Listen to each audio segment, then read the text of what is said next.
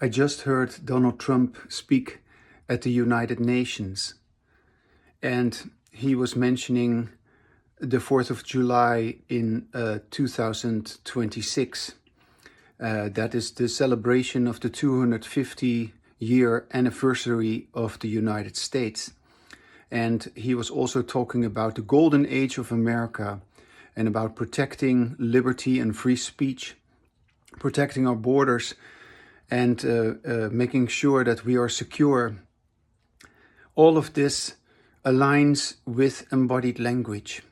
And so, although I have stated in the past that I will be able to speak with people again in 2026 about embodied language, I want to postpone my willingness to talk with people again about embodied language to the 4th of July in 2026. And that's still quite a ways into 2026, because I want people to get a sense of what embodied language is by themselves. And by the time that date arrives, they will be having so much experience of having embodied language on their own. They have been talking with themselves, they have been listening to themselves, they have felt that it is possible to do this, to have embodied language instead of disembodied language in which we do not listen to ourselves. And then at the 4th of July and after the 4th of July, I will be available again to talk with those who have done what it takes to have embodied language. And then we will be having embodied language together.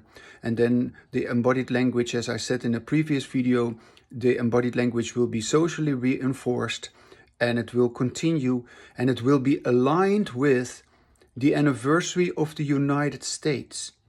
And I deliberately do this. I made this decision while I was listening to Trump and agreeing with what he was saying. I align myself with Donald Trump. I align myself with the United States. I align myself with the freedom of speech. I align myself with the Constitution. This is where it's at with embodied language. So to anyone who listens to my videos, who's interested in embodied language, keep your own practice of embodied language for the time being. Keep it up. Continue to talk with yourself alone, all by yourself, without anybody there. Allow yourself to have embodied language, just you on your own. You just talk with yourself about what matters to you. You just begin to speak with the sound that you like to listen to. You say what is true for you. You hear it, you know it, you feel it, you say it and you enjoy it, and you are beginning to have embodied language on your own. That is what is called self-reinforcement. You will have to rely on your own ability to self-reinforce till 2026, the 4th of July.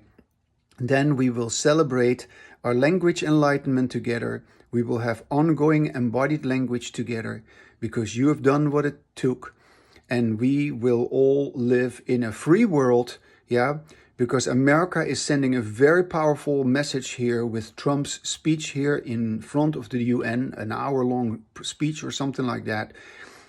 It is very important that we all come aboard with the real deal of the freedom of speech. Freedom of speech is a pipe dream as long as it is still based on our old way of talking in which we do not listen to ourselves. We need to have embodied language to fully become individuals, to fully be able to express our individually lived experience. That means that our language has to be treated as an overt phenomenon. There is no inner language to refer to. There's no mind, there is no inner dialogue. All of that is just a remnant of our old way of talking, in which we were made to believe that we have language inside of us. There is no language inside of us. There cannot be any language inside of us. There can only be language outside of us, overt language, language that is spoken, that is heard, that is written, and that is read. That is the freedom of speech. Overt language pertains to the freedom of speech. Covert language, the illusion of inner language, pertains to the infringement of the freedom of speech. We need to get to this incredibly, crucially important issue, because we are talking about the freedom of the individual in the future.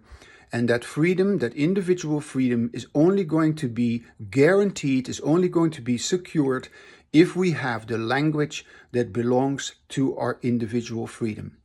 Okay, I look forward to talking with you in 2026 on the 4th of July. And then we will celebrate America's birthday, 250 years of America. And then we will align with the golden age of America and have embodied language in the golden age of America.